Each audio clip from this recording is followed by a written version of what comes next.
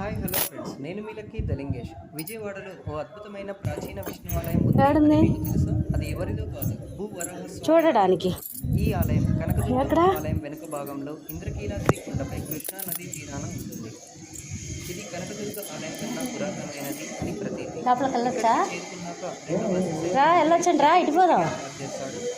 కొండపైకి వెళ్ళడానికి no vehicles. డబ్బులు తీసుకొని ఇలా చల్లారా కాని పెట్టడానికి.